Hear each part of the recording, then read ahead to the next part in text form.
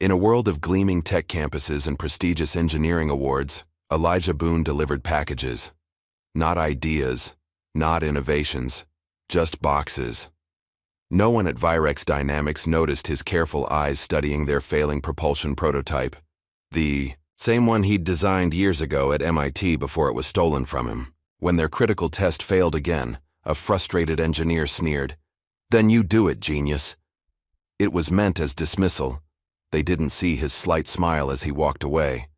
They didn't know that tonight, after his shift ended, he would return. And tomorrow, when their prototype mysteriously worked for the first time, no one would suspect the delivery guy, until Elijah Boone decided it was finally time to reclaim what was his.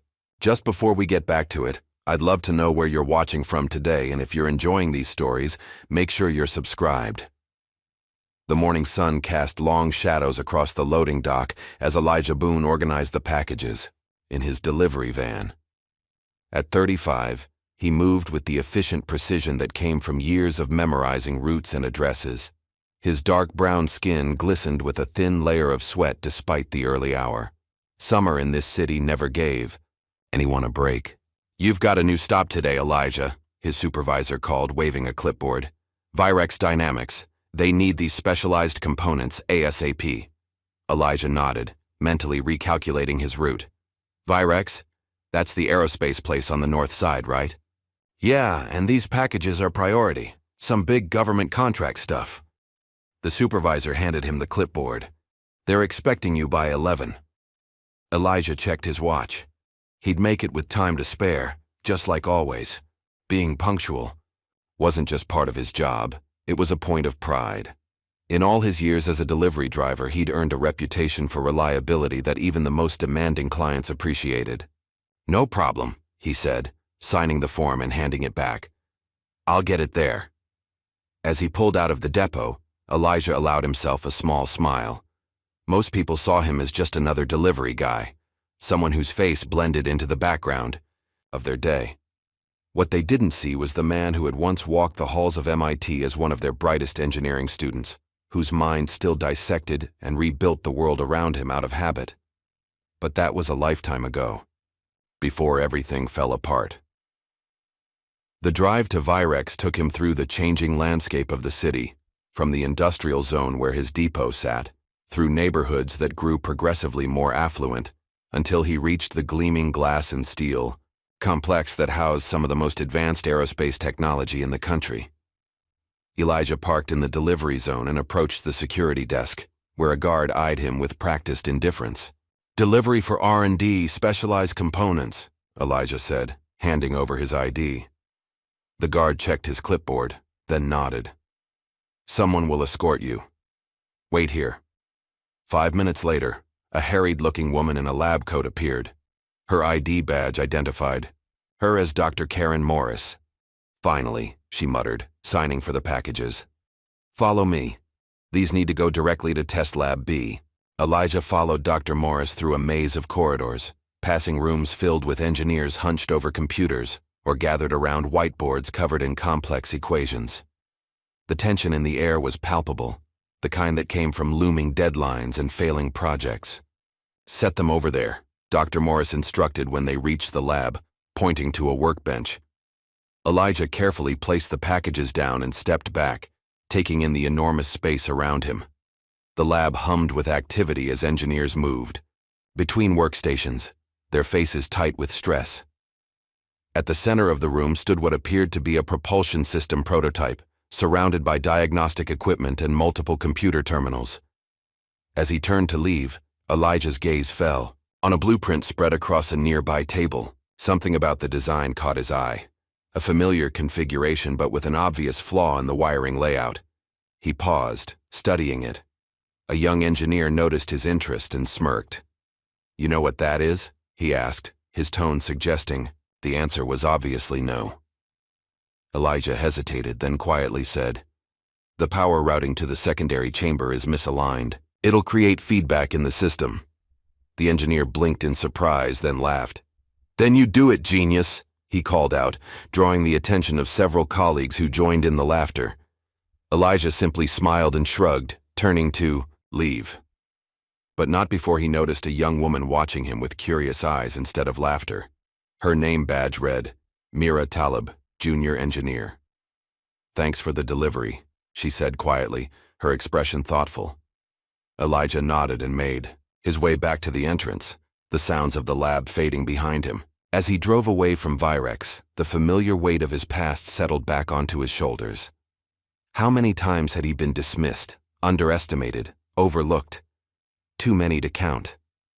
Meanwhile, in a conference room several floors above the test lab, Augustus Weller paced in front of a group of nervous executives. At 55, Weller carried himself with the confidence of a man accustomed to power. His tailored suit and perfectly styled silver hair completed the image of corporate success. "Our timeline is collapsing," he snapped, pointing to a chart on the wall screen. "If we don't have a stable prototype by next week, we lose the contract. Do you understand what that means? $900 million gone. And more importantly, our reputation in the industry will be destroyed." The executives shifted uncomfortably in their seats. "Sir," one of them ventured, "the engineering team is working around the clock, but the propulsion system keeps failing at the same point. Dr. Haldane believes—" "I don't want excuses," Weller interrupted. "I want solutions. Make it happen, or start updating your resumes." As the meeting dispersed, none of them noticed Mira Talib slipping into the security office on her floor. She approached the guard on duty, a friendly older man who had always been kind to her. "Hey, Jim, can I check something on the security footage from Test Lab B? I think someone might have tampered with my workstation." Jim nodded sympathetically. "Sure thing, Mira. What time?" "Around 11 this morning, when the delivery arrived." Jim pulled up the footage, and Mira watched as Elijah entered the lab, with Dr. Morris. She studied his reaction to the blueprint, the way his eyes narrowed slightly, the confident way he pointed out the flaw. This was not the behavior of someone guessing. This was expertise. Later that evening, after most employees had gone home, Mira sat at her computer, digging through public records. It took hours, but finally, she found what she was looking for, a newspaper article from 8 years ago about promising engineering students at MIT. And there he was, younger but unmistakable. Elijah Boone, described as brilliantly innovative, with unprecedented insight into propulsion technology. What happened to him? And why was he delivering packages to Virex instead of designing them? The next morning, Elijah returned with another delivery for Virex. This time, the atmosphere in the lab was even more tense. As he set down the packages, a tall, distinguished man with silver-streaked hair approached. "You're the delivery person? Where's the invoice?" His tone was brusque, dismissive. "Right here, Dr. Haldane," Elijah replied, reading the name from the man's badge. Dr. Haldane raised an eyebrow at Elijah's calm competence. "You seem to be spending a lot of time looking around our lab," he said, loud enough for others to hear. "Fascinating, is it?" Several engineers paused their work to watch. "Just doing my job, sir," Elijah replied evenly. "Well, unless your job includes advanced propulsion engineering, I suggest you do it more quickly," Haldane said with a smirk. A few engineers chuckled. One called out, "Maybe he can fix our prototype," generating more laughter. "Then you do it." "Genius!" another echoed from the previous day to general amusement. Elijah simply nodded, signed the delivery confirmation, and left. But that phrase echoed in his mind all day. "Then you do it, genius." The same words he'd heard so many times before, in different contexts but always with the same underlying message. You don't belong here. That evening, after his shift ended, Elijah found himself driving back toward Virex. He told himself he was just returning a signed invoice that had gotten mixed up in his van, a legitimate reason to go back. But deep down, he knew it was something more. The night security guard was relaxed, barely glancing at the paperwork Elijah claimed to be returning. He made his way to Test Lab B, now dimly lit and empty. The prototype sat in the center, dormant but imposing. Elijah approached it slowly, studying its construction. 8 years away from engineering hadn't dulled his understanding of the principles at work. He could see immediately where the problem lay, not just the wiring issue he'd noticed in the blueprint, but a more fundamental flaw in the power distribution system. Without allowing himself to think too deeply about what he was doing, Elijah opened a nearby toolkit and made a small but crucial adjustment to the wiring in the propulsion chamber. Nothing major, just enough to prevent the feedback loop that was causing system failures. Then he left, slipping out as quietly as he had entered, telling himself it didn't matter if his fix worked or not. He was just a delivery guy, after all. Thus, next morning, Virex Dynamics erupted in confused excitement. For the first time in months, the prototype had run for a full diagnostic cycle without exploding or shutting down. "It's stable!" an engineer shouted, staring at the readings in disbelief. "How is this possible?" Dr. Haldane pushed through the crowd, his face a mixture of shock and suspicion. "What did you change? Who authorized modifications?" The engineers looked at each other in confusion. No one had made any significant changes overnight. At least, no one was admitting to it. In the back of the crowd, Mira Talib watched their reactions, a slow smile spreading across her face. She already knew what had happened, or rather, who had happened. The news about the suddenly stabilized prototype spread through Virex like wildfire. Engineers huddled in small groups, theorizing about what might have changed. In the main conference room, Augustus Weller demanded answers. "I don't care how it happened," he shouted, slamming his hand on the table. "I want to know why it took you geniuses months to solve a problem that apparently fixed itself overnight." Dr. Haldane's face reddened. "Sir, we're analyzing the system. Now." Something was altered in the wiring configuration, but it shouldn't have made this much difference. There must be another factor we haven't identified yet. "Find it," Weller ordered, "and find out who made the change without authorization." Outside in the parking lot, Mira waited by the delivery entrance. When Elijah's van pulled up, she approached him before he could even grab his packages. "It worked," she said without preamble. "The prototype ran a full cycle this morning." Elijah's expression remained neutral as he reached into the back of the van. "That's good news for Virex, I guess." "How did you know?" Mira pressed. "About the wiring fault. You've never even seen the full system." "Just an educated guess," Elijah replied, hefting a box. "Some configurations are pretty standard." "Standard?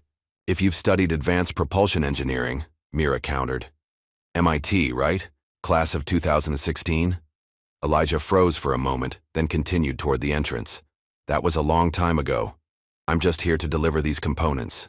"Why did you leave?" Mira asked, falling into step beside him. "The article I found called you brilliant." "Articles exaggerate," Elijah said flatly, "and sometimes brilliance isn't enough." Before Mira could respond, they reached the security desk, and the conversation ended. But as Elijah made his delivery and left the building, his mind drifted back to the past he tried so hard to forget. He remembered his mother's face when he'd called to tell her he was dropping out of MIT, the disappointment in her eyes, quickly, masked by understanding.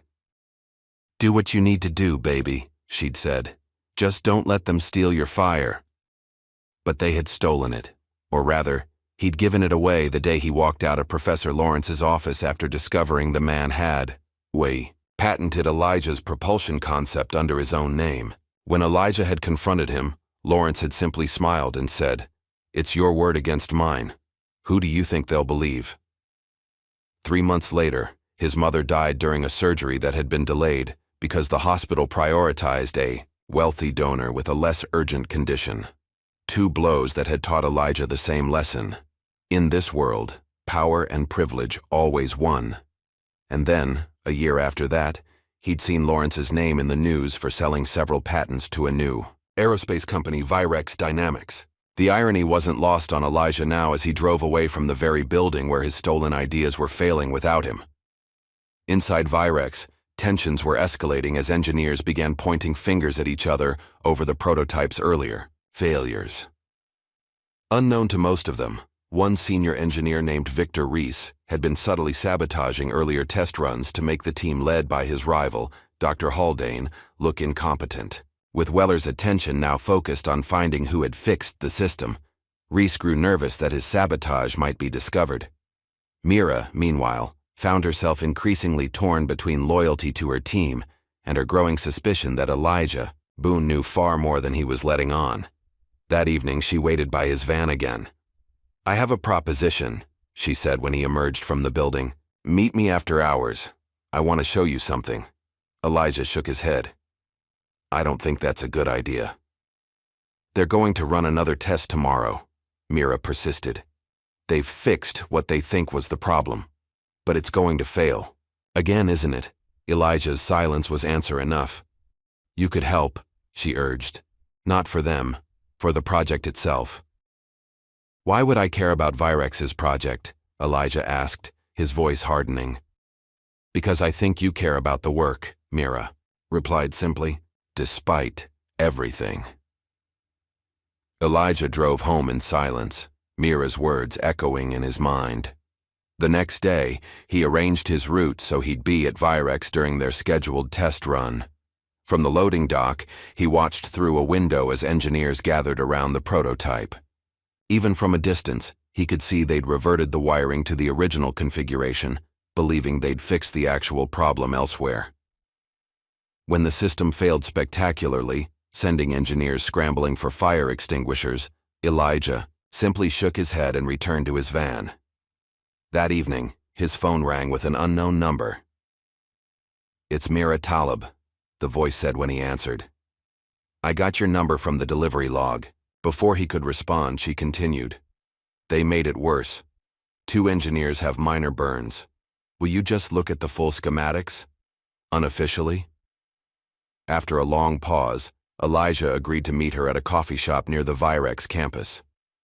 The meeting was brief. Mira brought a tablet with secure access to the project files. Elijah spent an hour reviewing them, his fingers occasionally tracing patterns on the screen as he identified issues. "The wiring was just one problem," he finally said. "The real issue is in the algorithm that controls the thrust balance. It's creating an oscillation that builds until the system fails." Mira stared at him. "How can you tell that just from looking at the schematics?" Elijah smiled faintly. "Because I designed a similar system 8 years ago. The principles haven't changed, just the application." The next day, Mira submitted an anonymous internal note pointing out the algorithm flaw. When the engineering team implemented the fix and the prototype ran successfully again, Dr. Haldane took full credit for identifying the issue. "My team conducted a thorough analysis and isolated the problem," he announced proudly in Weller's office. "We should be back on schedule now." Weller was pleased enough to promote Haldane to Senior Director of Engineering on the spot, with a substantial raise. News of the promotion spread quickly through the company, reaching Mira as she was heading to the parking lot. Furious, she drove straight to Elijah's apartment complex, having looked up his address from his delivery details. "They took credit for your fix," she said when he opened the door, surprised to see her. "Haldane got a promotion out of it." Elijah leaned against the doorframe. "Of course he did. That's how the world works, Mira." "It doesn't have to be," she insisted. "If you don't speak up, they'll keep stealing everything. Again." Elijah's eyes narrowed at her last word. "What do you mean, again?" Mira hesitated, then said, "I did more research on you. Your propulsion model from MIT, the one that mysteriously disappeared from your academic record, but showed up in a patent under Professor Lawrence's name a year later." She paused. "A patent that Virex acquired 5 years ago." Elijah stepped back, his face hardening. "You should go." "The prototype we're working on," Mira pressed on. "It's based on your original design. They've modified it, but the core concept is yours. Don't you want credit for what's yours?" "Credit?" Elijah laughed bitterly. "What good did credit ever do for people like me? I watched my mother die because some rich white guy's gallbladder was more important than her heart. I had my work stolen by a professor who knew the system would protect him. So no, Mira, I don't want credit. I just want to be left alone." "Then why did you fix the prototype?" Mira challenged. "Why not just let it fail?" Elijah had no answer for that. After Mira left, he sat on his small balcony, staring at the city lights and remembering a time when he'd believed his ideas could change the world, before he learned that the world didn't want to be changed by someone like him. The next morning, Instead of his usual route, Elijah drove to a small house in the suburbs. Professor Lawrence opened the door, older now but still carrying himself with the same arrogant confidence Elijah remembered. "Elijah Boone," Lawrence said, surprised. "It's been what, 7 years?" "8, Elijah corrected. "You're consulting for Virex now." Lawrence's eyes narrowed. "How did you know that?" "Because they're struggling with my propulsion system," Elijah replied calmly. "The one you stole." Lawrence glanced around nervously, then stepped onto the porch, closing the door behind him. "That's a serious accusation. The patent courts didn't think so." "Because you filed while I was dealing with my mother's death," Elijah said. "Very convenient timing." "What do you want, Elijah?" "Money. Because I should warn you, I have excellent lawyers." Elijah simply studied the man who had derailed his life. "I just wanted to see your face, to remind myself why I left." He turned to go, then paused. "They'll never make it work properly, you know. Not without understanding the core, principles I never wrote down." Back at Virex, Mira was conducting her own investigation. Digging through the company's patent archives, she discovered something startling. The original patent they'd acquired from Lawrence included sketches of a propulsion model virtually identical to what Elijah had described building at MIT. Meanwhile, Augustus Weller was hearing whispers about the delivery driver who'd supposedly spotted the flaw. Initially dismissive, his interest was piqued when he learned the same driver had attended MIT around the time they'd acquired the Lawrence patents. He instructed security to monitor Elijah's movements during deliveries. That afternoon, when Elijah arrived with his usual packages, he was met by Mira in the parking lot. "I found the patent," she said quietly. "It's your design. They stole it and now they can't make it work because they don't truly understand it." Elijah loaded his hand truck with boxes. "And what exactly do you expect me to do about it?" "Help me rebuild it, the right way," Mira urged. "Off the books. Prove it was yours all along." Elijah shook his head. "I'm not interested in stealing ideas from dead dreams, Mira. That part of my life is over." Before she could argue further, alarms began blaring from inside the building. Red emergency lights flashed as employees evacuated. Over the PA system, a voice announced, "Code red in Test Lab B. This is not a drill. All personnel evacuate immediately." Despite himself, Elijah ran toward the building. Inside, chaos reigned as people streamed toward exits. Against the flow, he made his way to Test Lab B, where smoke billowed from the prototype. A small fire had broken out around the power supply, and the emergency sprinklers were failing to activate. Without hesitation, Elijah grabbed a fire extinguisher and fought his way to the central control panel. The heat was intense, but he managed to reach the emergency shutdown switch, cutting power to the entire system before the fire could reach the fuel cells. Security cameras captured it all, the delivery driver running toward danger, while engineers fled. His confident movements as he navigated the failing system, the moment he prevented what could have been a catastrophic explosion. Hours later, as the cleanup began, Augustus Weller stood before news cameras outside the Virex building. Thanks to the quick response of our senior engineering team, what could have been a serious incident was contained with minimal damage, he announced smoothly. This type of setback is common in cutting-edge research, and we remain on schedule, with our contractual obligations. Not a word about the delivery driver who had saved the day. But inside Virex, the story was different. Security footage of Elijah's actions circulated among employees, raising questions about who this man really was and why he knew exactly how to shut down their complex system. Mira, watching the footage in her apartment that night, made a decision. She carefully edited a clip to remove any identifying features of the prototype, then uploaded it to an anonymous tech forum with the caption, "Delivery driver saves aerospace prototype while engineers run. Who is this guy? And why does he know more than the experts?" By morning, the clip had been picked up by several tech blogs, and speculation was building. Somewhere in the midst of the online buzz, the name Elijah Boone began to surface, along with fragments of his MIT history.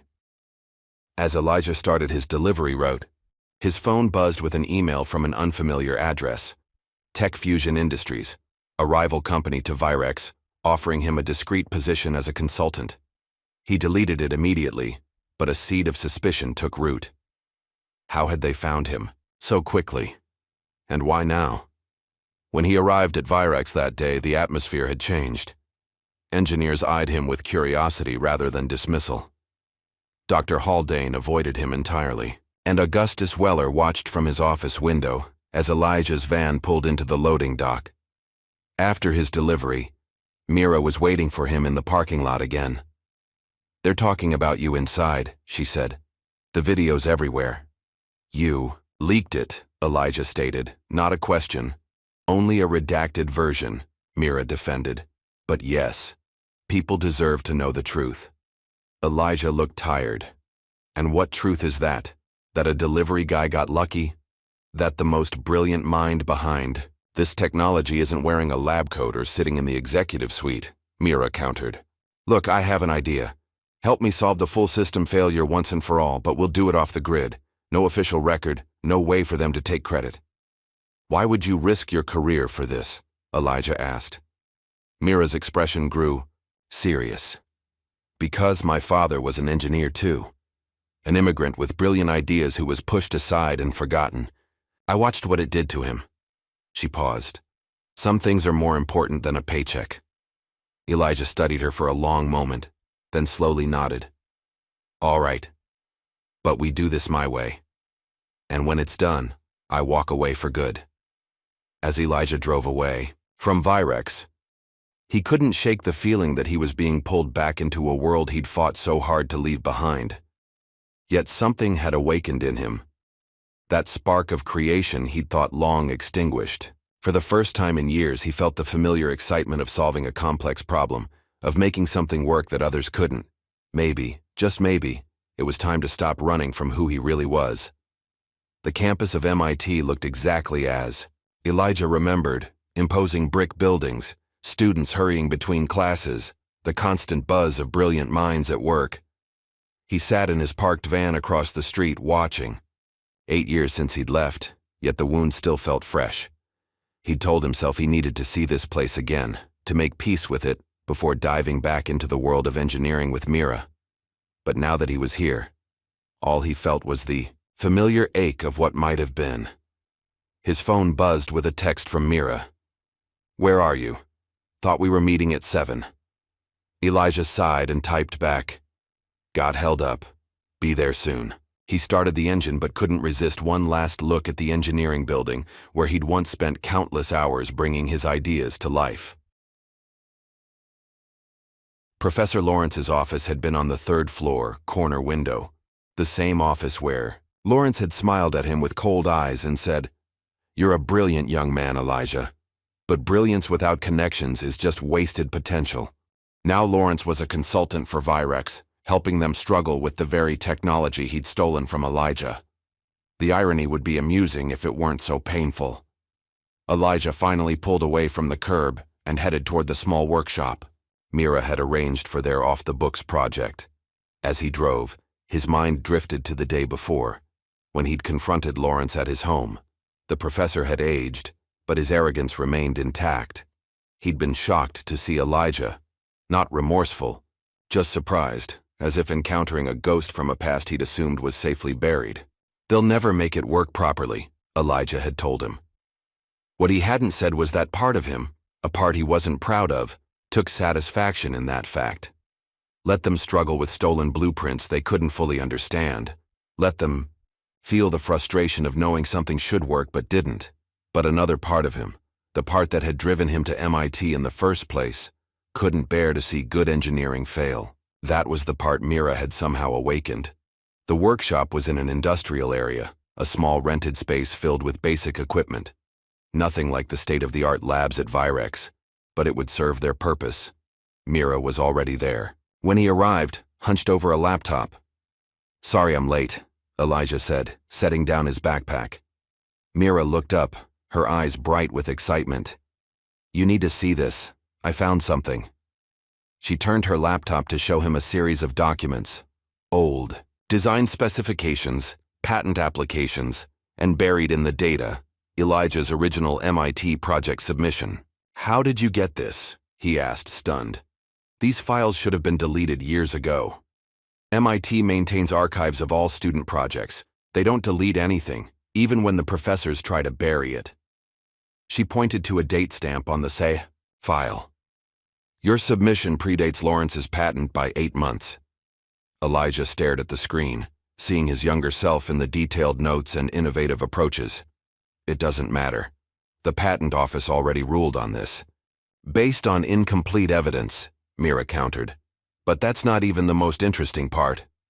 She clicked to another document, Virex's current propulsion specifications. "Look familiar?"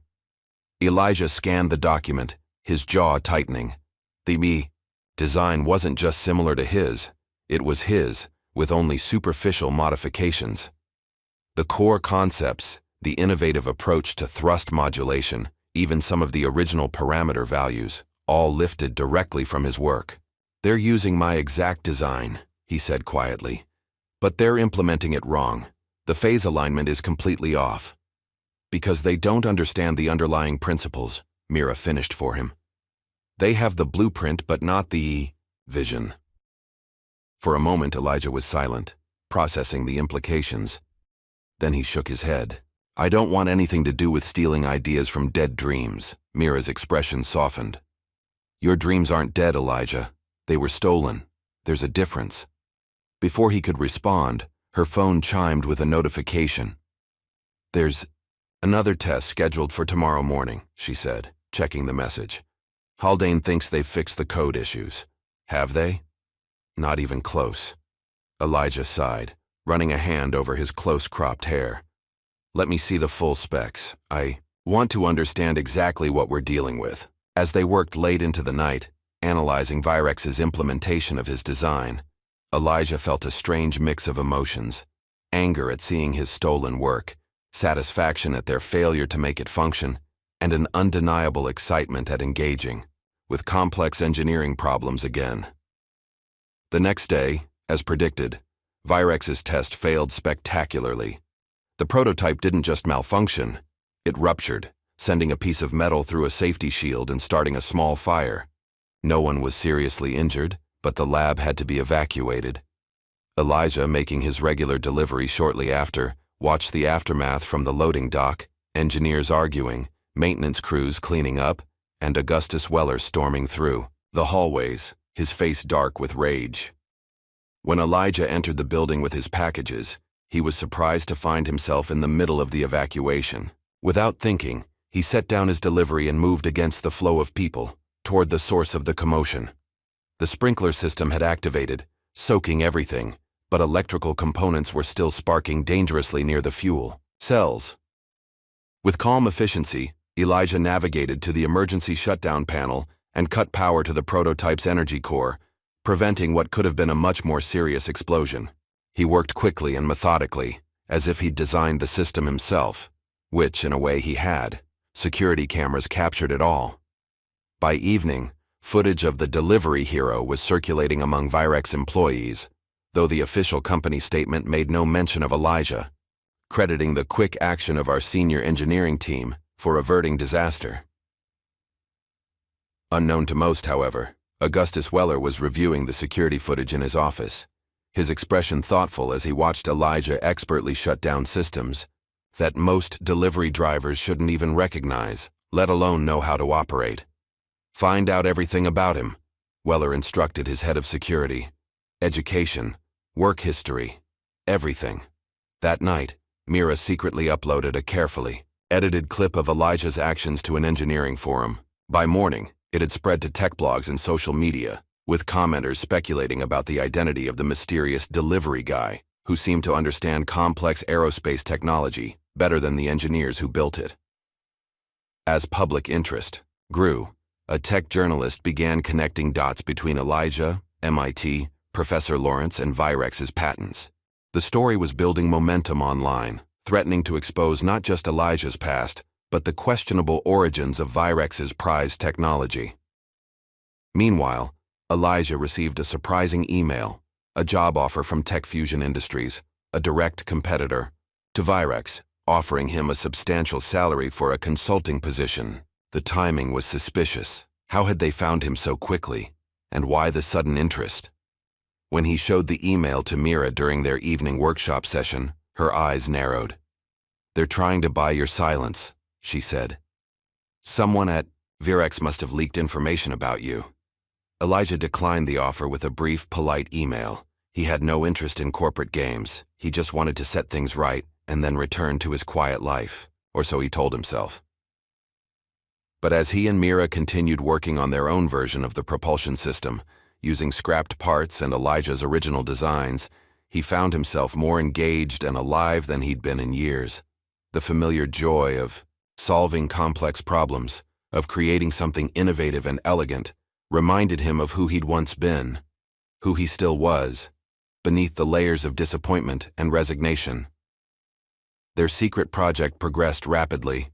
Working nights and weekends in the small workshop, they assembled a functioning small-scale model of Elijah's original design.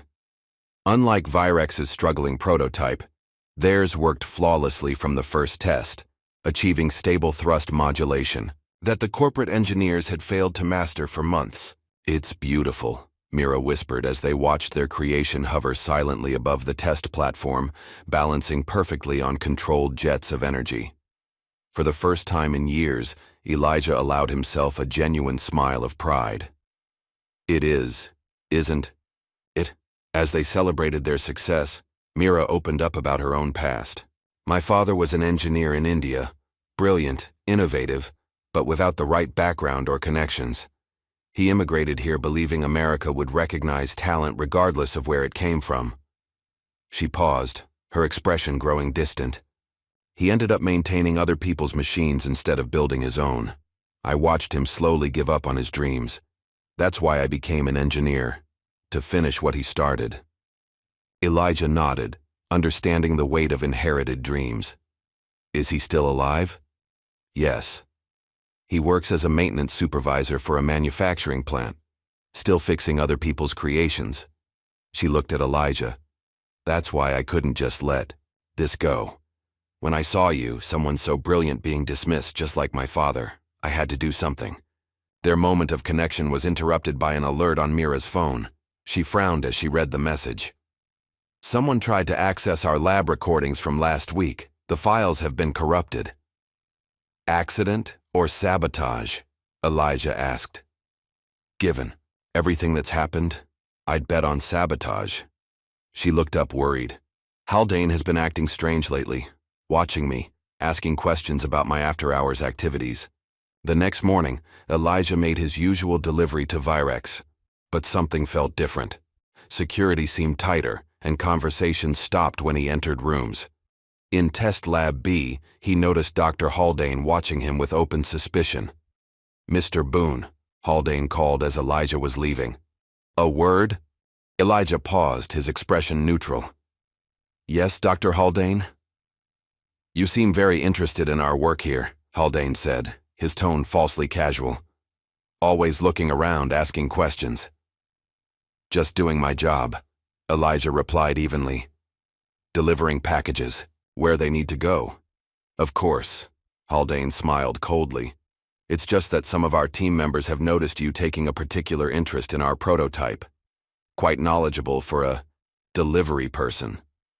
The pause before delivery person carried all the contempt Haldane couldn't quite hide. "I read a lot," Elijah said simply.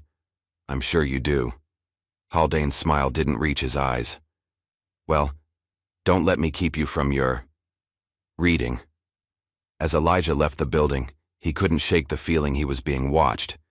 His suspicions were confirmed that evening when he noticed a dark sedan following him from Virex to his apartment complex. Corporate surveillance.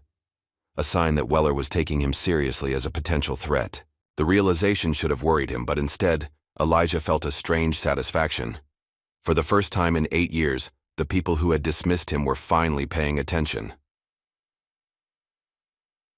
That night, rather than meeting at their workshop, Elijah and Mira connected via an encrypted messaging app. "They're on to us," Mira typed. "Someone sabotaged our equipment today. Everything's fried." Elijah wasn't surprised. Do they know about the working model? I don't think so. I moved it to my apartment last night as a precaution. Smart. We need to be careful. They're watching me too. Mira's next message was unexpected. I think we should go public. Show what we've built. Prove it's your design. Elijah hesitated.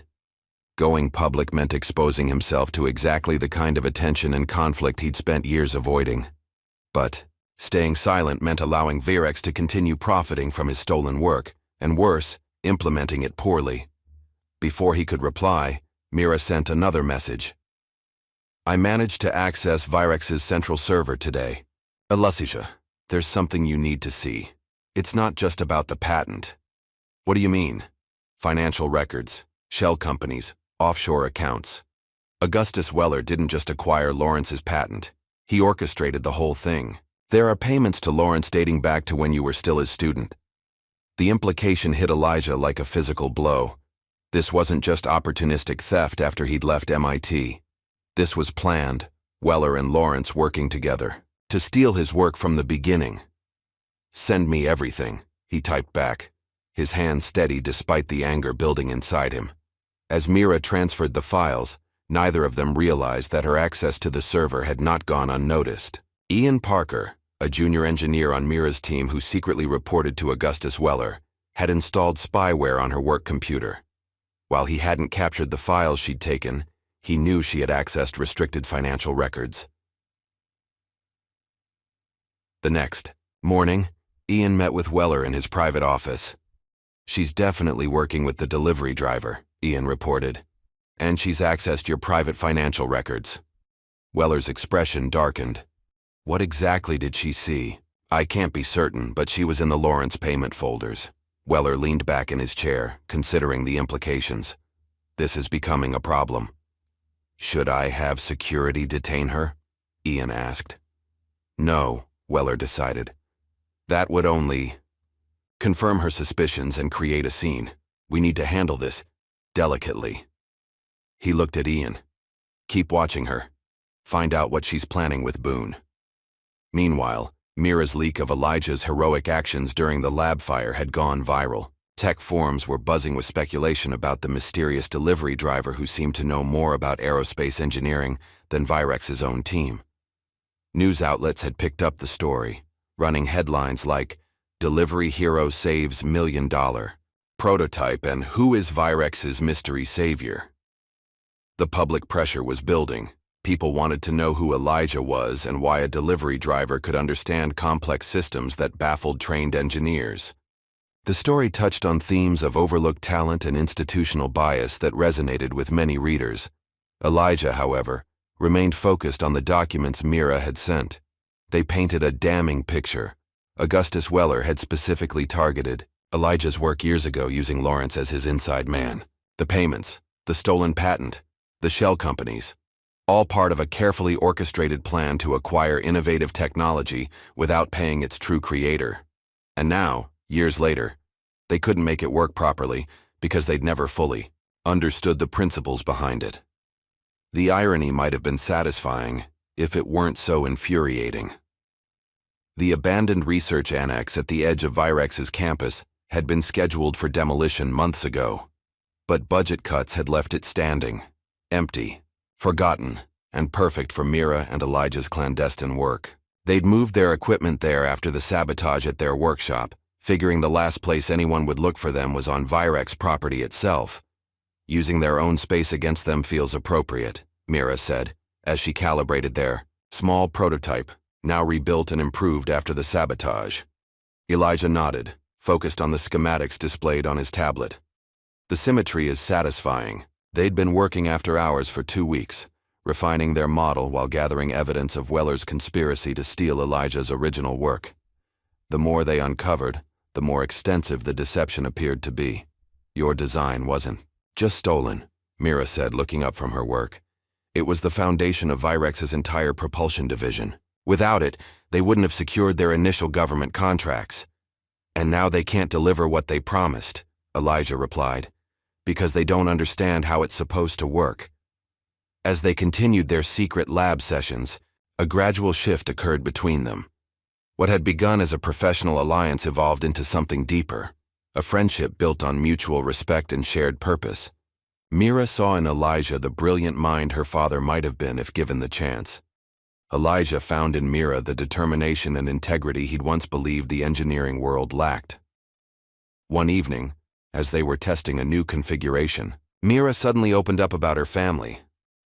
"My father designed an efficient cooling system for industrial equipment when I was a child," she said, adjusting a component with careful precision. His supervisor took the design, made minor changes, and patented it. The company made millions. "What did your father do?" Elijah asked. "Nothing. He was an immigrant on a work visa. Fighting meant risking everything." She looked up, her eyes meeting Elijah's. "He told me to accept that this is how the world works. I've spent my career trying to prove him wrong." Elijah nodded, understanding the weight she carried. "My mother used to say that talent finds a way, that cream rises to the top." She believed that so completely. "What would she think now?" Mira asked gently. Elijah was quiet for a moment. "She'd be disappointed, not in me, but in a system that makes talent irrelevant when it comes from the wrong person." He adjusted, a setting on their prototype. "But she'd also say it's never too late to stand up." Their moment of connection was interrupted by a crash from the hallway. They froze, exchanging alarmed glances. No one was supposed to be in this building, especially not at night. Elijah moved silently to the door, easing it open to peek outside. The hallway was empty, but a storage cabinet had been toppled. "Accident or warning?" "We need to go," he whispered, returning to Mira. "Someone knows we're here." They quickly packed their essential equipment, leaving the heavier items behind. As they slipped out a rear exit, Elijah caught a glimpse of movement. A security guard making rounds, or someone sent to investigate.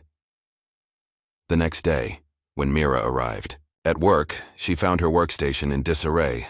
Nothing overtly damaged, but clearly searched. Her personal tablet was missing, and when she tried to log into her work computer, her credentials had been revoked. "System maintenance," the IT technician explained when she called. "Should be back up by tomorrow." But Mira knew better. They were on to her, cutting off her access to prevent further investigation. Without access to her files, she couldn't continue, gathering evidence against Weller. When she tried to enter Test Lab B, her keycard was denied. Dr. Haldane happened to be passing by as she stood frustrated at the door. "Problem, Mira?" he asked with false concern. "My card isn't working," she replied evenly. "Ah, yes. Security protocols have been tightened. Only senior staff have unrestricted access now." His smile didn't reach his eyes. "Perhaps speak with Hajar. I'm sure it's just an oversight." As Haldane walked away, Mira noticed Ian watching their interaction from across the hall, his expression unreadable. She'd always gotten along with Ian, but lately, he'd been distant, always seeming to appear. Whenever she was accessing sensitive information, the pieces suddenly clicked into place. Ian was the spy, the one reporting her activities to management. That evening, Elijah made a bold move. Using his delivery credentials, he entered Virex's main server room during a shift change when security was lightest. With a small device Mira had programmed, he connected to the central system and began copying financial records, email exchanges between Weller and Lawrence, and patent documents, everything they needed to prove the conspiracy. What he found went beyond what they'd suspected. Not only had Weller and Lawrence conspired to steal his propulsion design, but they'd established a pattern of acquiring innovations from vulnerable students and researchers, using shell companies to hide the paper trail. Elijah's design wasn't the first they'd stolen, but it was the most valuable, the one they'd built their reputation on, and now that it was failing, they were desperate to make it work. As he finished downloading the files, Elijah heard footsteps approaching. He disconnected his device and slipped into a supply closet just as a security guard passed by. Once the coast was clear, he made his way out of the building, the evidence safely stored in his pocket. What he didn't know was that the server access had triggered a silent alarm. Within hours, Weller knew exactly what had been accessed and when. Security footage showed Elijah entering and leaving the server room. The next morning, Mira was called to a meeting with HR, where she was informed that she was being placed on administrative leave pending an investigation into potential corporate espionage. What investigation? What evidence? She demanded. The HR director, a thin woman with a perpetually nervous expression, avoided eye contact. I'm not at liberty to discuss the details. Please clean out your desk and surrender your company ID. As security escorted her from the building, Mira saw Ian watching from a doorway. Their eyes met and he quickly looked away, guilt written across his face. Outside, she called Elijah immediately. They've suspended me. They know. I got the files, Elijah replied. Everything we need. Meet me at the coffee shop in 20 minutes. When they met, Elijah handed her a copy of the data. It's worse than we thought. Weller's been doing this for years, finding vulnerable students with promising ideas, using professors like Lawrence to steal their work, then burying the original creators so deeply they can never prove what happened. Mira scrolled through the files, her expression darkening. This is systematic exploitation. And look at these names. Almost all from marginalized backgrounds. Students who couldn't fight back. People no one would believe over respected professors and executives, Elijah agreed bitterly. As they discussed their next steps, neither noticed the black SUV parked across the street, its occupants photographing their meeting. Online, the story of the delivery genius had reached fever pitch. Tech forums were filled with speculation about Elijah's identity, with some users connecting dots to his time at MIT, the narrative of a brilliant black engineer whose work was stolen, who then became a delivery driver only to return and fix what the real engineers couldn't, had captured the public's imagination. A tech journalist named Samantha Reed had been particularly persistent, publishing a series of articles examining Virex's patent history and raising questions about the original source of their propulsion technology. Her latest piece directly named Elijah Boone as the likely creator of the system Virex had claimed as their own. The public pressure was building, forcing Virex's board of directors to take notice. Several members contacted Weller with concerns about potential fallout if the allegations proved true. Weller, feeling the walls closing in, decided to take direct action. He arranged a private meeting with Elijah, away from Virex facilities where they might be observed. The meeting took place in an upscale restaurant's private dining room. Elijah arrived to find Weller alone, sipping expensive scotch. "Mr. Boone," Weller greeted him with forced cordiality. "Thank you for coming." Elijah took a seat across from him, his expression neutral. "You didn't leave me much choice." Weller smiled thinly. "Choices are what I want to discuss, actually." He slid a folder across the table. Inside, you'll find a settlement agreement. $5 million, deposited to an account of your choosing. In exchange, you sign an NDA and disappear from Virex in this entire situation. Elijah didn't touch the folder. "And if I refuse?" Weller's smile hardened. "Then I'll have you arrested for corporate espionage. We have footage of you accessing our servers without authorization. That's a federal offense." "So is fraud," Elijah countered, "and theft of intellectual property, and falsifying patent applications. Allegations without proof," Weller dismissed. "I have an army of lawyers and friends in high places." "What do you have, Mr. Boone?" "A delivery van and a junior engineer who's already been terminated for theft of company property." "They fired Mira?" Elijah asked, his calm facade cracking slightly. "This morning. She'll be lucky if she works in engineering again." Weller leaned forward. "Take the money, Elijah. Walk away. We both know how this ends otherwise." Elijah stared at the man who had orchestrated the theft of his future 8 years ago. The anger he felt was cold and clear, nothing like the hot rage that had consumed him when he first discovered Lawrence's betrayal. "You know," Elijah said quietly, "for years I blamed myself for walking away, for giving up. I thought I lacked something. Courage, resilience, whatever it takes to fight back against people like you." He stood, leaving the folder untouched. "But I understand now. I didn't lack courage. I just hadn't found something worth fighting for yet." As he turned to leave, Weller called after him, "You're making a mistake, Boone. I'm offering you a way out." Elijah paused at the door. No, Mr. Weller. I'm finding my way back in. That night, Elijah found Mira waiting outside his apartment building. Her eyes were red from crying, but her expression was resolute. They took everything, she said. My access, my job, my reputation. Elijah nodded. Weller offered me $5 million to disappear. Are you going to take it? She asked, her voice small. No. He looked at her steadily. If I leave now, they rewrite history again. Mira smiled through her tears. So what's the plan? Tomorrow, Elijah said. I'm going to make my usual delivery to Virex, in uniform, on schedule. And then, a slow smile spread across his face. And then I'm going to show them exactly what just the delivery guy can do. Morning light streamed through the windows of Virex Dynamics as employees hurried to their workstations. The atmosphere crackled with tension.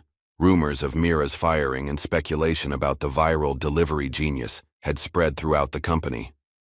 In the main engineering lab, Dr. Haldane barked orders at his team as they prepared for another critical test of the propulsion system. This time it has to work, he snapped, wiping sweat from his brow. Weller's bringing board members to observe. Failure is not an option. In his office upstairs, Augustus Weller greeted 3 somber-faced board members, forcing confidence into his voice. I assure you, the prototype is back on schedule. Today's demonstration will prove it. Barbara Chen, the most senior board member, fixed Weller with a penetrating stare. The online speculation about a delivery driver understanding our technology better than our engineers is concerning, Augustus. The last thing we need is a public relations disaster on top of potential contract failures. Mere internet rumors, Weller dismissed with a wave of his hand. Today's successful test will put all that to rest. What none of them knew was that Elijah Boone was already in the building. He had arrived for his usual morning delivery, wearing his standard uniform, but carrying something extraordinary in addition to his usual packages, a small, hard-sided case containing his and Mira's working miniature prototype. As Elijah moved through the hallways, he noticed engineers watching him with newfound curiosity. Word had spread, the whispers, the quick glances, the sudden silence when he entered rooms. They knew who he might be, what he might have done. Some regarded him with skepticism, others with barely concealed interest. A junior engineer named Sarah Taylor even gave him a subtle nod of acknowledgement as he passed. The gesture wasn't lost on Elijah, small signs of recognition from those who had begun questioning the official narrative. When Elijah reached the main lab, instead of leaving, his packages at the door as usual, he walked straight in. The room fell silent, dozens of eyes turning to watch his entrance. Dr. Haldane looked up from the prototype, his face darkening. What are you doing? Deliveries go through receiving, he snapped. Elijah set down his official packages and held up the hard case. I have something else to deliver today, Dr. Haldane, something I think everyone here should see. Before Haldane could respond, the doors at the far end of the lab opened, and Augustus Weller entered with the board members. He stopped short when he saw Elijah, his confident expression faltering momentarily before he regained his composure. Mr. Boone, Weller said, his voice tightly controlled. This is a restricted area during testing. I'll have to ask you to leave. Elijah stood his ground. I think the board members might want to see what I've brought. He looked directly at Barbara Chen. Especially given the questions about Virex's propulsion technology that have been circulating online. Chen's eyebrows rose with interest. What exactly have you brought, Mr. Boone? Haldane stepped forward. This is absurd. He's just a delivery driver trying to capitalize on internet rumors. Am I? Elijah asked quietly. He set the case on a workbench and opened it, revealing a small but elegantly designed propulsion model. This is the original design I created at MIT 8 years ago, the same design that somehow became Virex's flagship technology after Professor Lawrence mysteriously acquired the patent. The lab erupted in murmurs. Weller's face flushed with anger. This is corporate espionage, security. Wait, Barbara Chen commanded, her authoritative voice cutting through the chaos. She approached Elijah's model, studying it with expert eyes. Let him explain. Elijah nodded his thanks. What I'm proposing is simple. A live demonstration. Run your current prototype alongside my model. Same parameters, same test conditions. Let's see which one works. A board member named James Wilcox frowned. That's hardly fair. Your small model versus our full-scale prototype? The principles are the same regardless of scale, Elijah replied confidently.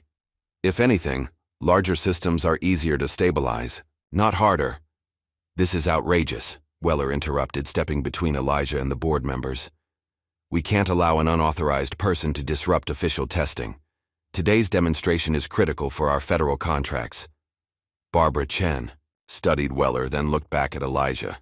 Something in her expression shifted. A calculation being made, a decision reached. Actually, I think this is exactly what we need to see. She turned to Weller. If our technology is superior and legitimate as you claim, then this should pose no challenge, unless there's something you're concerned about? Trapped by her logic, Weller could only step aside, his jaw clenched in barely controlled fury. Prepare both systems for testing, Chen instructed the engineering team. Same parameters, simultaneous runs. As the engineers scrambled to comply, setting up Elijah's model beside their struggling prototype, the atmosphere in the lab transformed.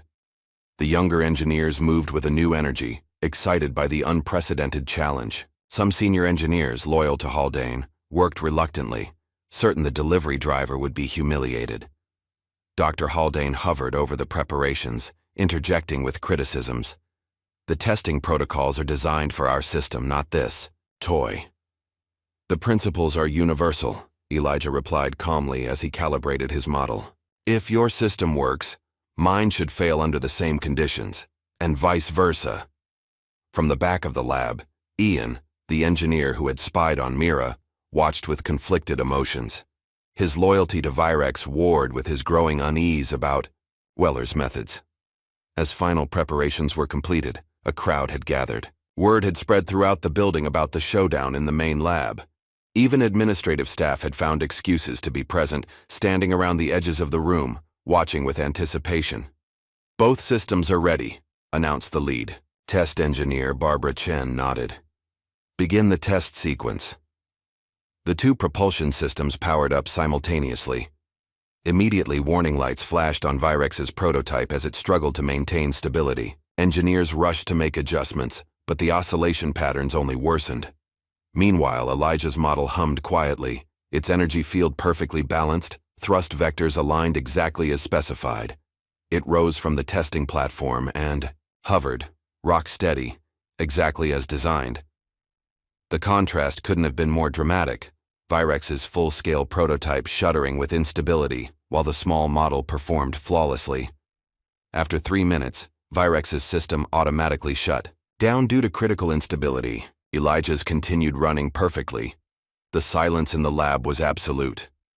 Then Barbara Chen spoke, her voice cutting through the tension. This is yours? She asked Elijah. Your original design? Elijah nodded. Yes, designed during my time at MIT, before Professor Lawrence claimed it as his own and sold the patent to Virex. Weller stepped forward. These are serious allegations without proof.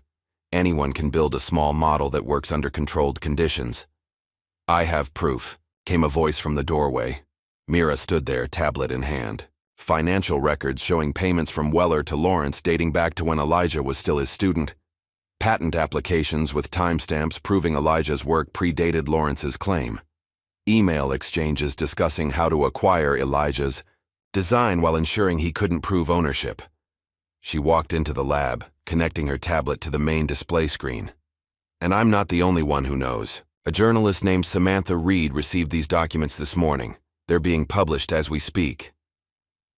As if on cue, phones throughout the lab began buzzing with notifications. The story was breaking online, complete with video from the lab test that someone had been live-streaming to a tech forum. Within minutes, the footage of Elijah's successful demonstration alongside Virex's failing prototype was trending globally under the hashtag #DeliveryGenius. Barbara Chen turned to Weller, her expression stone-cold. Augustus, you and Dr. Haldane are relieved of duties pending a full investigation, Security will escort you both from the building." As security officers approached, Weller's composure finally shattered. "You can't do this. This company exists. Because of me. Without my connections, my influence. Without stolen innovation," Elijah interrupted quietly, "you have nothing." The board members huddled together in urgent discussion as Weller and Haldane were escorted out. Meanwhile, engineers gathered around Elijah's model, examining it with newfound respect and asking technical questions that he answered with the confidence of someone who truly understood the technology from its foundation. After the board finished their discussion, Barbara Chen approached Elijah. "Mr. Boone, Virex would like to offer you a consulting contract to help correct the issues with our prototype, with full credit for your original design, of course, and appropriate compensation." Elijah looked around the lab, at the engineers waiting for his response, at Mira's encouraging smile, at his small but perfect creation hovering steadily on the test platform. For a moment, he saw himself as he might have been, working in a place like this, his innovations recognized and celebrated. Then he thought of all the others like him, whose ideas had been stolen, whose potential had been buried, whose names had been erased from their own creations. "I appreciate the offer," he said finally, "but I'm not done yet. This isn't just about fixing your prototype or getting credit for my design. This is about full transparency, about all the innovations Weller and Lawrence stole from all the students they exploited." Chen frowned. "That would require a much broader investigation." "Yes," Elijah agreed, "it would." As the crowd in the lab dispersed, Elijah and Mira carefully packed up their prototype. They had won this battle, but both knew the war was far from over. Weller had powerful friends, and systems of privilege didn't change overnight. Outside, in the parking lot, they shared a moment of victory, the afternoon sun warm on their faces. "You did it," Mira said, grinning. "You stood up and took back what was yours." Elijah shook his head. "We did it. I wouldn't be here without you." As they loaded the prototype into Elijah's van, neither noticed the black government sedan pulling into the lot, nor the two men in suits watching them with determined expressions. The men approached as Elijah closed the van's rear doors. "Elijah Boone?" one asked, flashing a federal badge. "Yes," Elijah replied, instantly wary. "You're under arrest for unauthorized access to classified technology and corporate espionage. You have the right to remain silent." As the agents handcuffed him, Elijah caught Mira's horrified expression. "Call Samantha Reed," he told her urgently. "Make sure the story stays alive." Mira watched helplessly as they placed Elijah in the back of the sedan and drove away, taking him from the scene of his triumph straight into a nightmare. The federal detention facility was cold and impersonal, its gray walls and harsh lighting designed to break the spirit. Elijah sat alone in an interrogation room, hands folded calmly on the metal table despite the storm of emotions inside him. For 8 hours, they had questioned him relentlessly about hacking Virex's servers, about accessing protected military technology, about his relationship with Mira and their conspiracy to steal proprietary information. The interrogation felt coordinated, as if someone had prepared them specifically to target him. "You don't seem to understand the seriousness of these charges, Mr. Boone," said Agent Harper, the lead investigator, his voice weary after hours of questioning. "We're talking about potential violations of the National Security Act. You could face decades in prison." Elijah maintained his composure. "The technology you're referring to was my creation, designed when I was a student at MIT. It was stolen from me and improperly classified to hide that theft." Harper sighed. "That's for the courts to decide. For now, you'll remain in custody." As Elijah was led back to his holding cell, he wondered how Weller had managed to arrange this so quickly. The answer came the next morning when he was brought back for more questioning. On a news channel playing in the corner of the room, he caught a glimpse of Senator Howard Blake holding a press conference about security breaches at critical aerospace contractors. Blake, the same senator whose campaign had received substantial donations from Augustus Weller over the years. The connection was clear. Weller had called in a political favor to silence Elijah quickly and discredit him publicly. Outside the detention facility, however, Events were unfolding beyond Weller's control. Mira had immediately contacted Samantha Reed, the journalist, who had been investigating Virex. Within hours, the story of Elijah's arrest had been published alongside detailed evidence of Virex's patent theft and Weller's connections to Senator Blake. The public reaction was swift and powerful. Social media exploded with outrage as people connected the dots.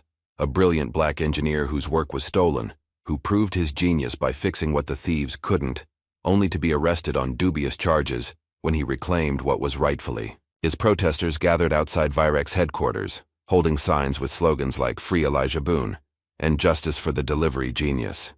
Online petitions demanding his release gathered hundreds of thousands of signatures in days.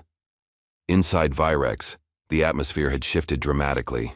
With Weller and Haldane suspended pending investigation, younger engineers began speaking up about other instances of stolen innovation and suppressed ideas. A group led by Sarah Taylor, the junior engineer who had nodded to Elijah, organized to document these cases and present them to the board.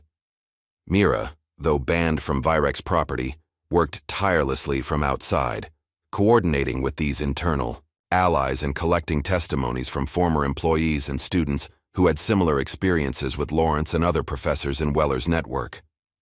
The turning point came 4 days into Elijah's detention, when an elderly man named Dr. Martin Sullivan requested a meeting with Samantha Reed. Sullivan had been a professor at MIT when Elijah was a student, though not directly involved with his work. "I've carried this guilt for too long," Sullivan told Reed, his hands trembling slightly as he passed her a folder of documents. "I knew what Lawrence was doing, not just to Elijah Boone, but to other promising students from underrepresented backgrounds. Their ideas were systematically harvested and redirected to connected industries through patents held by faculty." Sullivan's testimony, backed by documents he had secretly preserved, provided the smoking gun. Evidence of a pattern of exploitation that couldn't be dismissed as isolated incidents or misunderstandings. When Reed published Sullivan's account, the pressure intensified. Virex's stock plummeted, and investors began demanding action from the board. Barbara Chen called an emergency meeting where they voted unanimously to sever all ties with Augustus Weller and cooperate fully with any investigation into patent irregularities. "The company's survival depends on demonstrating that we won't tolerate these practices," Chen told the other board members. "We need to make this right." With Virex officially distancing itself from Weller, his political protection began to crumble. Senator Blake suddenly became unavailable for comment on the case, and other politicians who had received Weller's donations hastily issued statements supporting a full investigation into the allegations. Meanwhile, Mira took a bold step of her own. She managed to track down Weller at his country club, where he was attempting to maintain a facade of normalcy despite his world collapsing around him. She approached his table during lunch, ignoring the maitre d' who tried to intercept. "Ms. Taleb," Weller said coldly when he saw her. "You're making a scene." "Better a scene than a cover-up," Mira replied, her voice steady despite her racing heart.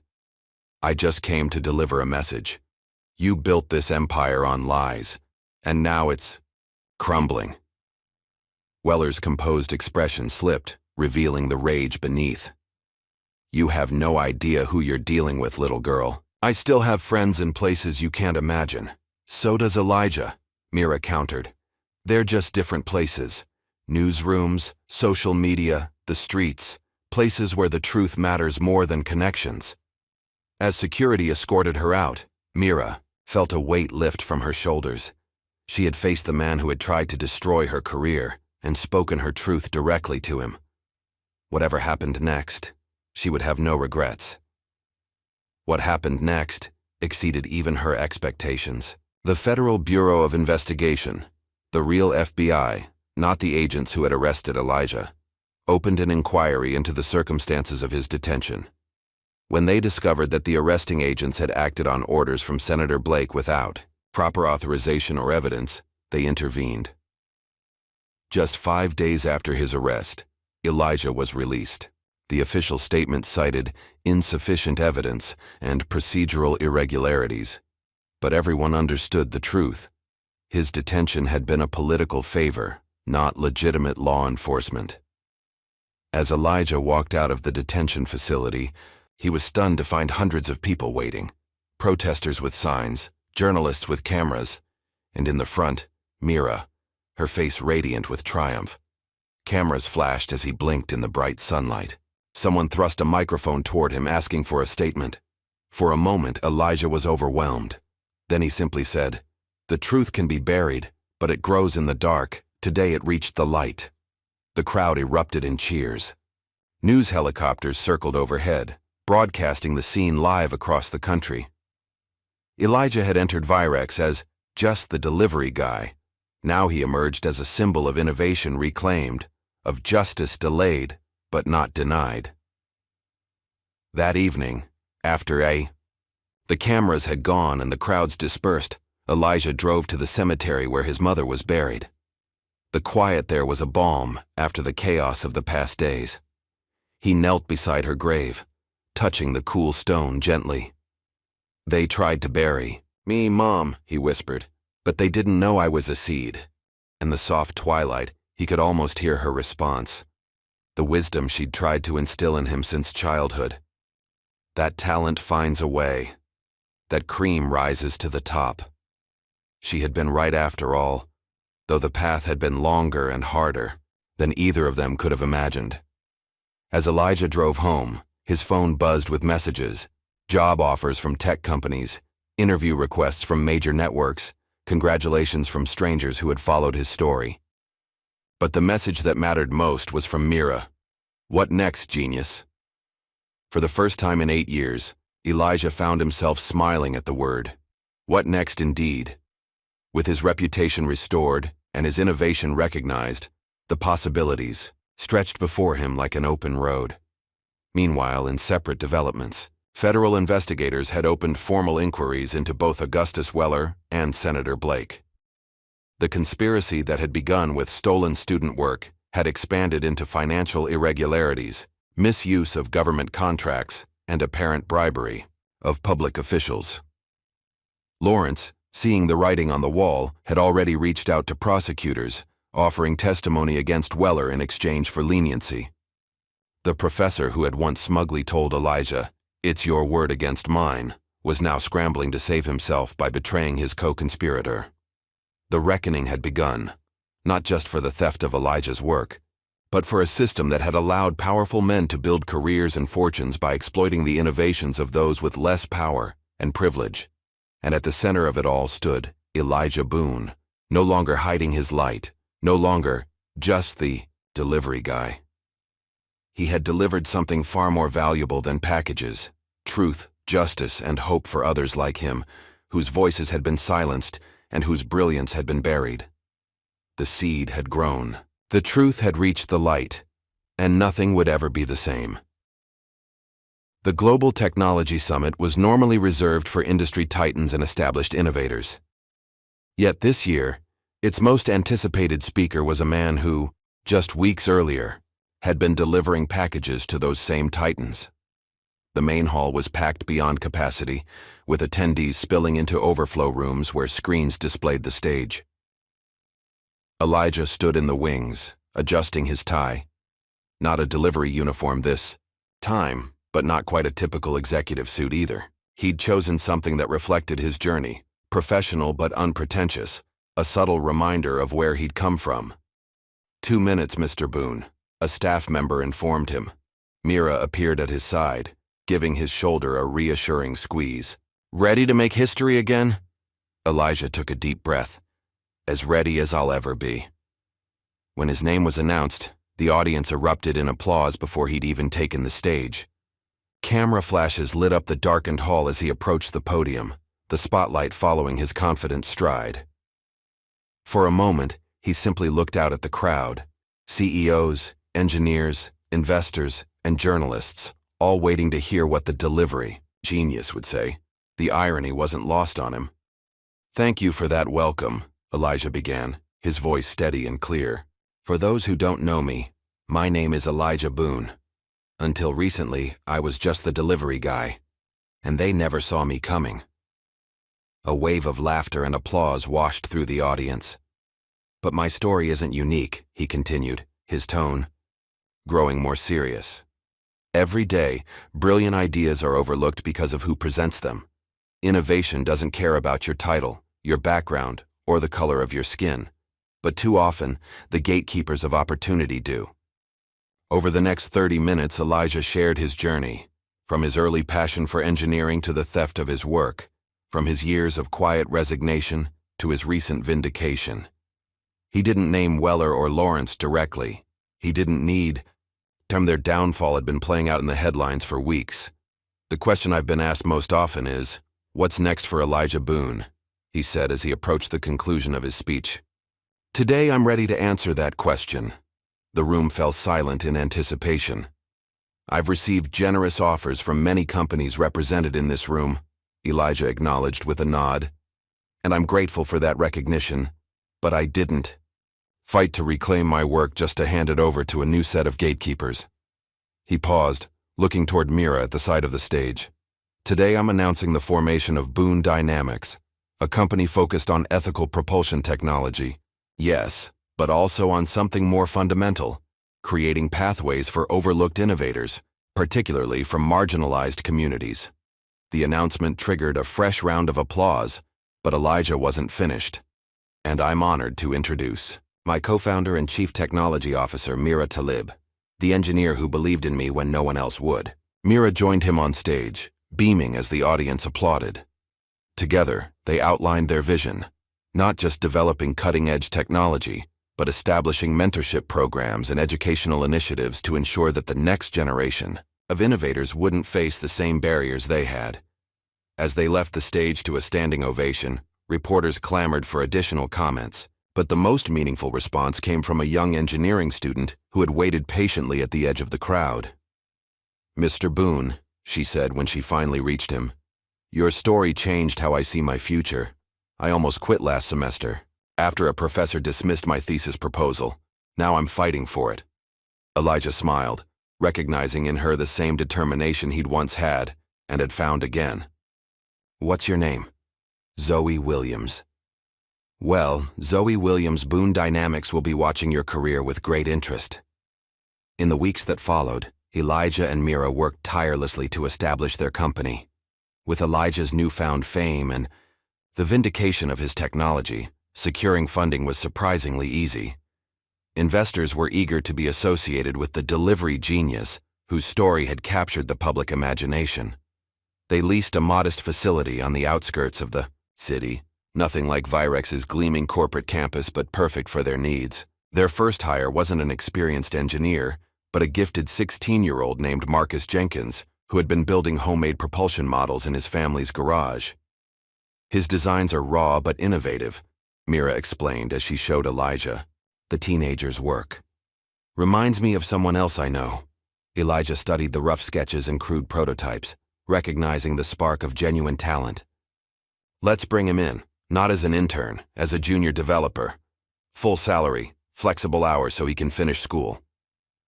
Marcus became the first of many unconventional hires as Boone Dynamics grew rapidly, attracting talent that traditional companies had overlooked: self-taught engineers without formal degrees, immigrant scientists whose credentials weren't recognized in America, brilliant minds who didn't fit the standard corporate mold. Meanwhile, Virex Dynamics was struggling. The scandal surrounding Weller and the revelation that their flagship technology had been stolen had devastating effects. Government agencies suspended contracts pending review, and several board members resigned amid the growing controversy. Barbara Chen, now acting CEO, was fighting to save the company's reputation. She reached out to Elijah with a proposal: a public acknowledgement of wrongdoing, full financial restitution, and a partnership moving forward. "Your name on our rehabilitated brand would go a long way toward rebuilding trust," she explained during their meeting. Elijah considered the offer carefully before declining. "I appreciate the gesture, Ms. Chen, but Virex needs to rebuild on its own terms. Our companies can collaborate on specific projects, but Boone Dynamics will remain independent." As Elijah's profile rose in the tech world, so did the demands on his time. Interview requests poured in. as did speaking invitations and opportunities to advise on technology policy. He accepted selectively, always prioritizing appearances that allowed him to advocate for systemic change in how innovation was recognized and rewarded. One such opportunity came in the form of a TED Talk invitation. Standing on the famous red dot, Elijah captivated the audience with his story and his vision for a more inclusive tech industry. The video went viral, accumulating millions of views within days. Augustus Weller watched that video from a very different setting, a prison recreation room surrounded by other white-collar criminals. Federal prosecutors had built an airtight case against him, resulting in convictions for fraud, conspiracy, and obstruction of justice. His empire had crumbled, his wealth seized, his name now synonymous with corporate corruption. As Weller watched, Elijah articulate a vision for the future of technology. The bitter irony wasn't lost on him. The man he had dismissed as just a delivery guy was now shaping the industry Weller had once dominated. Back at MIT, the administration was scrambling to address its role in the scandal. Several professors associated with Lawrence had been placed on administrative leave pending investigation, and the patent office was reviewing dozens of potentially fraudulent applications. The university invited Elijah to receive an honorary doctorate, a gesture meant to symbolize reconciliation and acknowledgement of past wrongs. To everyone's surprise, Elijah refused the degree. Instead, he proposed, establish a scholarship, in my mother's name, Ariana Boone, for students from underrepresented backgrounds with promising innovations. That would be a more meaningful legacy than any title you could give me. The Ariana Boone Innovation Scholarship was announced the following semester, with Elijah serving on the selection committee to ensure it fulfilled its intended purpose.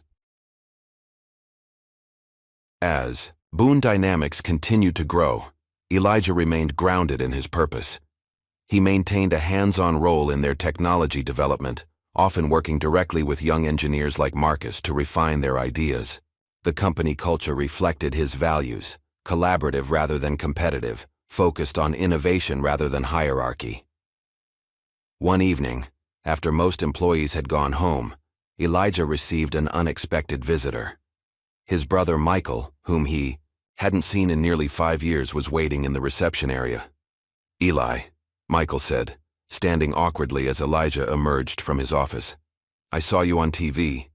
Thought maybe it was time to reconnect." The brothers had drifted apart after their mother's death. Michael had gone into engineering as well, but had given up after facing similar barriers to recognition, turning instead to construction work that paid the bills, but left his potential untapped. "It's good to see you, Mike," Elijah said, embracing his brother. "I've been meaning to reach out, but things have been busy," Michael finished with a small smile. "I bet they have. Delivery guy to tech CEO in a month, that's quite a promotion." As they caught up over dinner, Elijah could see the same lost spark in Michael that he had carried for years, the resignation of a brilliant mind that had accepted defeat. By the end of the night, he had offered his brother a position at Boone Dynamics. "Not because you're my brother," Elijah clarified, "but because you're exactly the kind of engineer we need, someone who understands both theoretical innovation and practical application." Michael hesitated, then accepted with a nod. "Mom would be proud, you know, of both of us now." Later that week, Elijah and Mira stood on the rooftop of their company building, looking out at the city skyline as sunset painted the clouds in brilliant hues of orange and pink. 6 months had passed since the confrontation at Virex, and their lives had transformed completely. "Did you ever imagine this?" Elijah asked, gesturing at the expanding campus below, where their team of 50 employees was developing technology that would revolutionize aerospace propulsion. Mira smiled, her eyes reflecting the fading light. "I always knew you were brilliant. I just didn't know how far we'd go." "We," Elijah repeated, emphasizing the word. "I couldn't have done any of this alone." "Neither could I," Mira acknowledged. "I always believed in your vision, but I needed your courage to stand up against a system that was designed to keep both of us in our place." As they stood in comfortable silence, watching darkness settle over the city, Elijah felt a sense of peace he hadn't experienced in years. He had reclaimed not just his work, but his purpose, and in doing so, had begun to change the very system that had once rejected him. 5 years passed in a blur of growth and innovation. Boone Dynamics had evolved from a promising startup into a global leader in propulsion technology, with offices in 3 countries and over 400 employees. Their designs had revolutionized everything from commercial aircraft to space exploration vehicles, earning industry awards and government contracts based on merit rather than connections. Elijah, now 40, had grown into his role as a visionary leader. His delivery uniform was preserved in a simple frame in his office, a reminder of where he'd come from and how easily talent could be overlooked based on appearances. On this particular morning, he stood addressing a group of high school students, touring the Boone Dynamics campus, participants in the nationwide mentorship program that now bore his name. The most valuable asset in any industry isn't equipment or capital, he told them, moving among the eager young faces. It's perspective, the unique way each of you sees problems and imagines solutions. The Elijah Boone STEM Mentorship Program had expanded to 50 cities across the country, providing resources and guidance to young people from underrepresented communities. Many of its graduates had gone on to prestigious universities or directly into innovative roles at companies that had learned the value of diverse talent. After the tour concluded, Elijah returned to his office to find an application on his desk. The name on the cover letter made him pause. Ian Parker, the engineer who had once spied on Mira for Augustus Weller. Attached was a handwritten note. I've spent years regretting my role in what happened at Virex. I understand if this application goes directly to the trash, but I hope you'll consider it. I've learned difficult lessons about integrity and courage. Elijah studied the application thoughtfully. Ian had spent the past few years at a smaller engineering firm, his career stalled by his association with the Virex scandal. His technical qualifications were solid, but his moral failings had defined his professional reputation. After some consideration, Elijah wrote a note on the application. Provisional approval, 6-month probation, assigned to Michael Boone's team. Everyone deserved a second chance, but trust would need to be earned.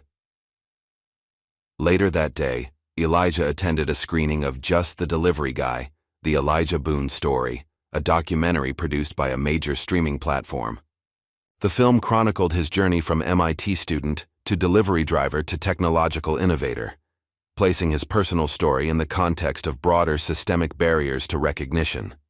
The screening room was filled with Boone Dynamics employees, family members, and selected media. Elijah watched somewhat uncomfortably as his life played out on screen.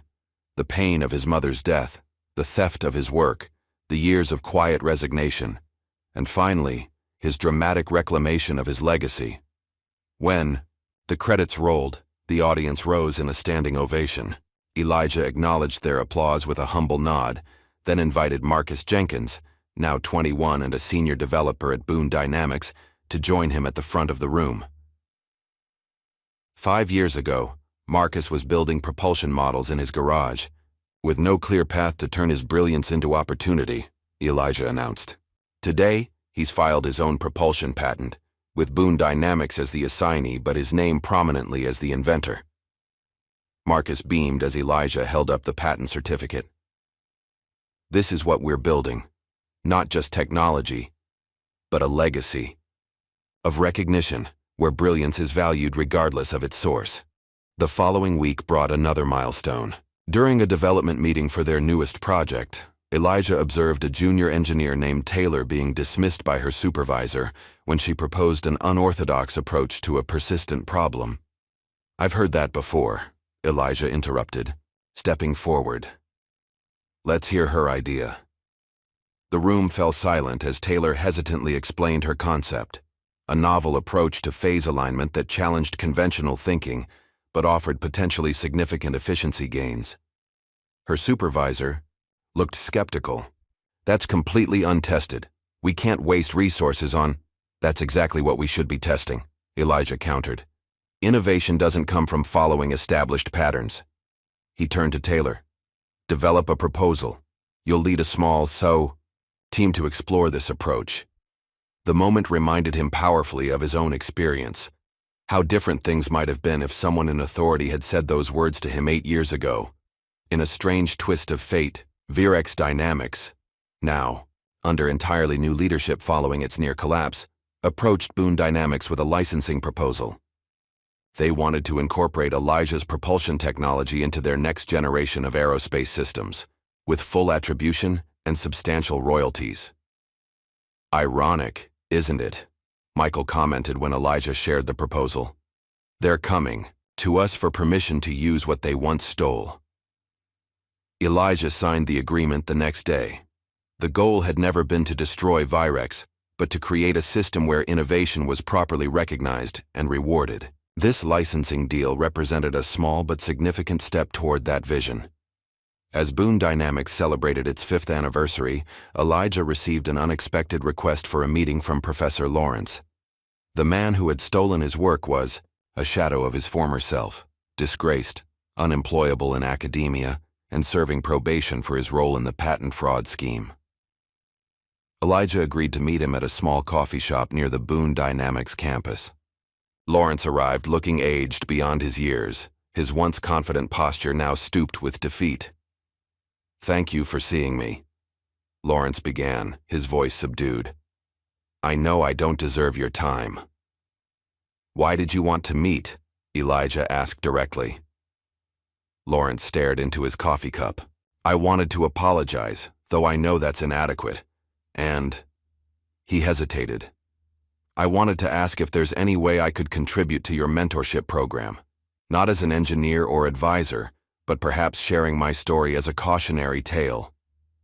Elijah studied the man who had once held such power over his future. "You don't owe me an apology, Professor. You owe them a future. Them? The students whose ideas you buried, the innovations you stifled, the careers you derailed." Elijah leaned forward. "If you're serious about making amends, start by helping us identify every student whose work was misappropriated under your watch. Help us make it right." Lawrence nodded slowly, the weight of his actions visibly heavy on his shoulders. "I'll provide everything I can." 2 weeks later, Elijah received a package in the mail, a time-worn envelope with his mother's handwriting. Inside was a letter she had written for a community time capsule, intended to be opened on the 10th anniversary of her death, which had just passed. Elijah sat alone in his office as he carefully unfolded the yellowed paper. "To my son Elijah, if you're reading this, it means I've been gone a decade. I hope you've found your way back to your purpose by now. Remember what I always told you, don't shrink yourself for small minds. The world needs your brilliance even when it doesn't know how to recognize it. Whatever path you've taken, know that I see you, not just what you do, but who you are. A gentle soul with a brilliant mind, my greatest creation. All my love, Mom." Tears blurred Elijah's vision as he carefully refolded the letter. Somehow, even years after her death, his mother had found a way to witness his journey home to himself. The next morning, Elijah walked through the bustling campus of Boone Dynamics, taking in the vibrant energy of their growing team. Engineers of all backgrounds collaborated in open workspaces, their differences in perspective creating stronger solutions than any homogeneous group could have achieved. In one lab, Marcus was mentoring a group of high school students from the STEM program, guiding them through the basics of propulsion design with the same patience Elijah had once shown him. In another, Michael was leading a team that included Ian Parker, who was working diligently to prove himself worthy of the second chance he'd been given, near the prototype testing area. Mira was deep in conversation with Taylor about her phase alignment breakthrough, which was showing promising results in initial tests. A young intern approached nervously, clipboard in hand. "Excuse me, Mr. Boone. Someone mentioned you used to be a delivery driver before all this. Is that really true?" Elijah smiled, looking out at the innovation unfolding around him, the legacy not just of his technology, but of his journey. "Yes," he replied. "I'm still a delivery guy, just delivering bigger things now." As he continued his walk through the campus, Elijah's mother's words echoed in his mind, "Don't shrink yourself for small minds." He hadn't just reclaimed his own work, he had created space for countless others to stand in their full brilliance, to deliver their gifts to a world that needed them, and that, perhaps, was the most important delivery of all. Greatness isn't always in the title. Sometimes, it's in the delivery. Who among us has been overlooked while carrying the very solution others desperately seek? If this story moved you, hit like and subscribe for more tales of hidden brilliance finally brought to light.